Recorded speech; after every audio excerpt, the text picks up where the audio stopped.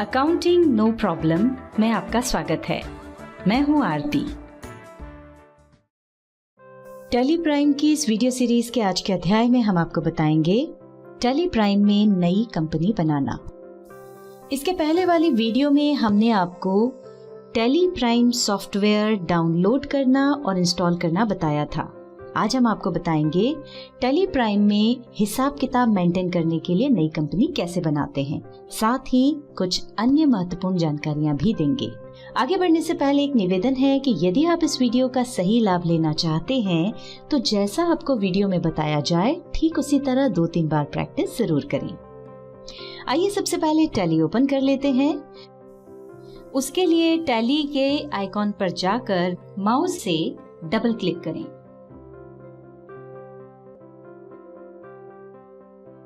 और यदि आइकॉन दिखाई नहीं पड़ रहा है तो स्टार्ट बटन पर जाकर क्लिक करें और यहाँ टाइप करें टैली प्राइम। ऐसा करते ही सबसे ऊपर टैली प्राइम दिखाई पड़ेगा जो कि सिलेक्टेड होगा। एंटर प्रेस करें या उस पर पॉइंटर ले जाकर माउस से क्लिक करें। यदि आप लाइसेंस्ड टैली सॉफ्टवेयर का उपयोग कर रहे हैं तो सीधे टैली सॉफ्टवेयर खुल जाएगा, और यदि आप टैली का एजुकेशनल वर्जन उपयोग कर रहे हैं तो इस तरह की विंडो दिखाई पड़ेगी। इसमें कंटिन्यू इन एजुकेशनल मोड पहले से ही सिलेक्टेड है। आप चाहें तो एंटर प्रेस करें या माउस से उस पर क्लिक करें, और यदि चाहें तो इसकी शॉर्टकट की T प्रेस करें। ये देखिए यहाँ ऊपर कोने में टैली प्राइम EDU लिखा हुआ दिखाई दे रहा है। आपका लाइसेंस जिस भी प्रकार का होगा, जैसे एजुकेशनल, सिल्वर, गोल्ड आदि, वो यहाँ पर लिखा हुआ दिखाई देगा। इस पर क्लिक करके आप लाइसेंस की सारी इंफॉर्मेशन ले सकते हैं। हम वापस पिछली स्क्रीन पर जाने के लिए एस्केप की प्रेस कर रहे हैं। चलिए आगे बढ़ते हैं। हमें टैली में नई कंपनी बनाना है, उसके लिए क्रिएट कंपनी में जाना होगा। देखिए ऊपर की ओर क्रिएट कंपनी दिखाई पड़ रहा है जो कि हाईलाइटेड है। आप चाहें तो एंटर प्रेस करें या माउस से क्लिक करें। ये देखिए कंपनी क्रिएशन स्क्रीन आ गई है। यहाँ आपको अपनी कंपनी का नाम देना होगा। नाम टाइप करने के बाद आगे बढ़ने के लिए एंटर प्रेस करें। ये देखिए मेलिंग नेम में वही नाम आ रहा है जो हमने ऊपर टाइप किया था। एंटर प्रेस करें। अब एड्रेस में अपनी कंपनी का पूरा पता टाइप करें। आपकी जानकारी के लिए बता दें कि मेलिंग नेम में जो नाम होता है और यहाँ आप जो एड्रेस देते हैं, टैली में कोई भी प्रिंट निकालने पर वो उस प्रिंट पर दिखाई पड़ता है। यहाँ पर एक खास बात ध्यान रखें, टैली में सभी जगह आगे बढ़ने के लिए एंटर का उपयोग किया जाता है, और मान लीजिए आपको लगा कि पहले कोई गलती हो गई है तो पीछे जाने के लिए बैक स्पेस की का उपयोग किया जाता है। एंटर प्रेस करते हुए आगे बढ़ें। स्टेट के आगे आपको अपना स्टेट यानी राज्य सिलेक्ट करना है। उसके लिए राइट साइड में लिस्ट ऑफ स्टेट्स आ रही है। आप अपने स्टेट के नाम का पहला अक्षर टाइप करें। जैसे हमने मध्य प्रदेश के लिए टाइप किया M, तो देखिए इस अक्षर से शुरू होने वाले सभी स्टेट्स के नाम यहाँ पर दिखाई पड़ रहे हैं। आप अप या डाउन एरो की से अपनी स्टेट के नाम पर जाकर एंटर प्रेस करें। पिन कोड में अपने शहर का पिन कोड डालें। अब यहाँ पर अपना फोन नंबर डालें। मान लीजिए आपके पास फोन नंबर नहीं है तो इसे ब्लैंक छोड़ने यानी स्किप करने के लिए एंटर प्रेस करें। इसी तरह मांगी गई सभी जानकारी भरते हुए आगे बढ़ें।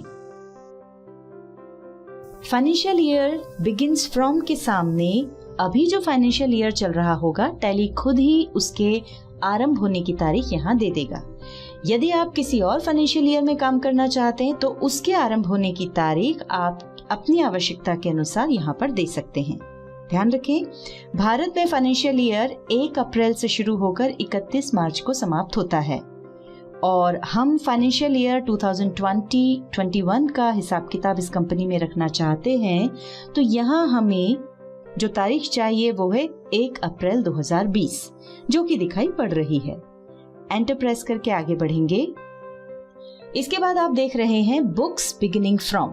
इसमें वही तारीख आ रही है जो हमने ऊपर डाली थी। आप चाहें तो इसे बदल भी सकते हैं। इसे बदलने की आवश्यकता क्यों होती है उसका कारण समझ लेते हैं। हम फाइनेंशियल ईयर 2020-21 में कंपनी बना रहे हैं और फाइनेंशियल ईयर की शुरुआत हो रही है 1 अप्रैल 2020 से, तो ये तो सही है। पर हमारी जो कंपनी है वो शुरू हो रही है 1 जुलाई 2020 से, यानी हम जो कंपनी बना रहे हैं उसमें हिसाब किताब 1 जुलाई 2020 से रखने वाले हैं। तो बुक्स बिगिनिंग फ्रॉम में हम 1 जुलाई 2020 डालेंगे। इससे ये होगा कि यदि हम कंपनी में अनजाने में भी कोई ट्रांजैक्शन इसके पहले के पीरियड में रिकॉर्ड करने का प्रयास करेंगे तो वो नहीं होगा। यहाँ एक और खास बात का ध्यान रखें, एजुकेशनल मोड में हम सिर्फ 3 ही तारीखों में काम कर सकते हैं और वो हैं 1, 2 और 31। मतलब जब आप डेट चेंज करेंगे तो टैली 1, 2 और 31 के अलावा किसी और डेट को एक्सेप्ट नहीं करेगा, इसलिए हमने यहाँ जुलाई की 1 तारीख ली है। ये देखिए एक्सेप्ट वाली विंडो आ रही है। आपने जो डिटेल्स दी हैं वो फिर से चेक कर लें, यदि ठीक है तो इसे एक्सेप्ट करने के लिए यस करना होगा, जिसके लिए Y प्रेस करें या फिर एंटर प्रेस करें। यदि आपने जो डिटेल्स भरी हैं उन्हें एक्सेप्ट नहीं करना चाहते हैं तो नो के लिए N प्रेस करें या फिर एस्केप की प्रेस करें। ऐसा करते ही आप प्रारंभिक स्थिति में आ जाएंगे। अब यदि आप कुछ परिवर्तन करना चाहते हैं तो कर लें।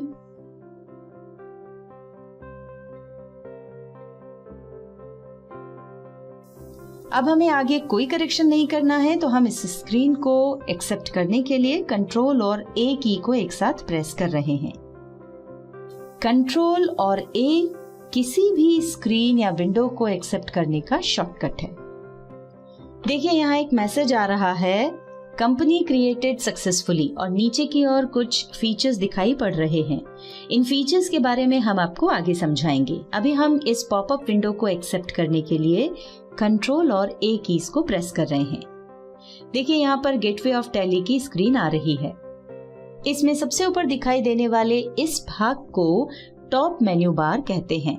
इसमें हमें company, data, go to, import, export, email, print, help आदि से संबंधित ऑप्शंस मिलते हैं।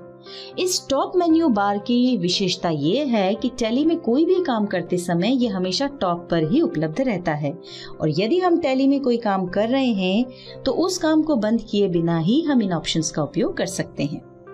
चलिए आगे बढ़ते हैं। टॉप मेन्यू बार के बाद अब बात करते हैं राइट साइड बटन बार के बारे में, जिसमें अभी कुछ शॉर्टकट्स दिखाई पड़ रहे हैं। जब आप टैली में आगे काम करेंगे तो आपके काम की जरूरत के हिसाब से यहाँ के शॉर्टकट्स बदलते रहेंगे। जैसे कि अभी हमने वाउचर्स के लिए V प्रेस किया। देखिए ऐसा करते ही वाउचर से संबंधित शॉर्टकट्स यहाँ पर आ गए हैं। हम वापस पिछली स्क्रीन पर जाने के लिए एस्केप की प्रेस कर रहे हैं।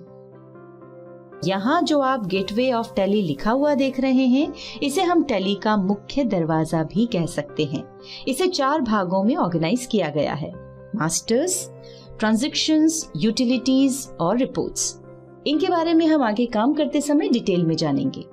अभी जो हमने कंपनी बनाई है वो खुली हुई है। देखिए यहाँ बोल्ड अक्षरों में उसका नाम दिखाई पड़ रहा है और ऊपर की ओर करंट पीरियड में जिस पीरियड में कंपनी खुली है वो दिखाई पड़ रहा है।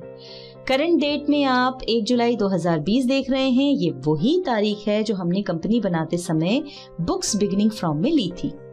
डेट ऑफ लास्ट एंट्री के नीचे कोई तारीख नहीं आ रही है, उसकी जगह पर नो वाउचर्स एंटर्ड लिखा है, क्योंकि अभी हमने इस कंपनी में कोई ट्रांजैक्शन रिकॉर्ड नहीं किया है। जब हम कोई ट्रांजैक्शन रिकॉर्ड कर देंगे तो आखिरी ट्रांजैक्शन की जो डेट होगी वो यहाँ पर दिखाई देगी। चलिए अब एक नई कंपनी और बना लेते हैं। उसके लिए क्रिएट कंपनी ऑप्शन पर जाना होगा, जो कि अब ऊपर दिखाई नहीं पड़ रहा है क्योंकि हमने जो कंपनी बनाई है वो ओपन है। अब क्रिएट कंपनी के लिए ऊपर जहां पर कंपनी लिखा है वहां पर हमें माउस से क्लिक करना होगा या ऑल्टर और के प्रेस करना होगा। ध्यान रखें किसी भी की के नीचे यदि एक अंडरलाइन हो तो इसका मतलब है कि ऑल्टर के साथ उस की को प्रेस करना है। हम ऑल्टर और के प्रेस कर रहे हैं। ये देखिए एक मेन्यू आ गया है जिसमें क्रिएट हाईलाइटेड है। हम एंटर प्रेस कर रहे हैं। एंटर प्रेस करते ही कंपनी क्रिएशन स्क्रीन आ गई है। यहाँ कंपनी का नाम और डिटेल्स डाल देते हैं।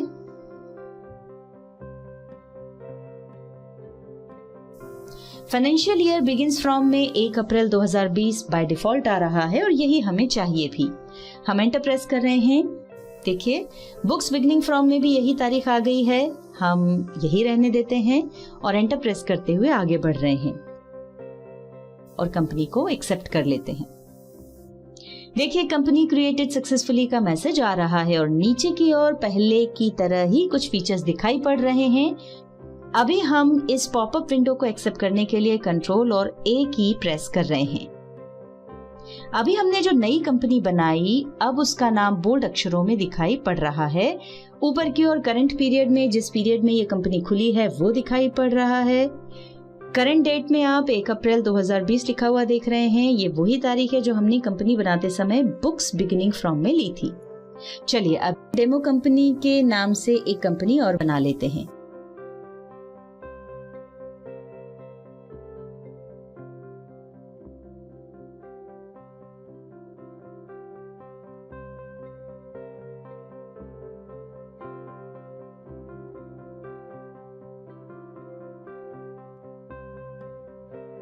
ध्यान रखें, यदि हम कोई भी काम करेंगे तो जिस कंपनी का नाम बोल्ड अक्षर में दिखाई पड़ रहा है वो काम उस कंपनी में होगा।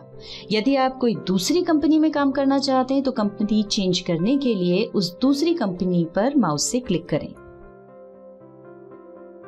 अब हम एक एक करके तीनों कंपनीज को बंद कर देते हैं। कंपनी बंद करने के लिए हमें ऊपर कंपनी पर क्लिक करना होगा या ऑल्टर और के कीज को प्रेस करना होगा। ये देखिए मेन्यू ओपन हो गया है जिसमें आप शट लिखा हुआ देख रहे हैं। इसकी शॉर्टकट की है कंट्रोल और F3 और यही शॉर्टकट इस तरह से लिखा हुआ भी दिखाई पड़ सकता है। ध्यान रखें, किसी भी की के नीचे यदि 2 अंडरलाइंस हो तो इसका मतलब है कि कंट्रोल के साथ उस की को प्रेस करना है। अभी हमने जो शॉर्टकट की देखी उसका उपयोग हम बाहर से ही कर सकते हैं। तो आइए उसके लिए एस्केप की प्रेस करके पहले वाली स्क्रीन पर चलते हैं। ये हम पुरानी स्क्रीन पर आ गए हैं। शट कंपनी के लिए कंट्रोल और F3 कीज को एक साथ प्रेस करें। ये देखिए शट कंपनी की स्क्रीन आ रही है और अभी टैली में जितनी भी कंपनियां खुली हुई हैं उनके नाम दिखाई पड़ रहे हैं। आप जिस भी कंपनी को बंद करना चाहते हैं उस पर जाकर एंटर प्रेस कर दें। ये देखिए नेम ऑफ कंपनी में से वो कंपनी हट गई है। इसी तरह हम कंट्रोल और F3 से दूसरी और फिर तीसरी कंपनी भी बंद कर देते हैं। अब टैली बंद करने के लिए एस्केप की प्रेस करें। एक पॉपअप आएगा जिसमें क्विट लिखा है और उसके बाद क्वेश्चन मार्क है, यानी पूछा जा रहा है कि क्या आप टैली बंद करना चाहते हैं। यस के लिए एंटर प्रेस करें और यदि आप टैली बंद नहीं करना चाहते हैं तो N प्रेस करें। हम N प्रेस कर रहे हैं। ध्यान दें इस स्क्रीन से सीधे टैली बंद करने के लिए शॉर्टकट है कंट्रोल Q। इन्हें एक साथ प्रेस करें। इस वीडियो में आपने जाना टैली स्टार्ट करना, नई कंपनी बनाना, कंपनी शट करना और टैली बंद करने के बारे में। अगली वीडियो में हम आपको बताएंगे select company, alter company, delete company इत्यादि ऑप्शंस के बारे में।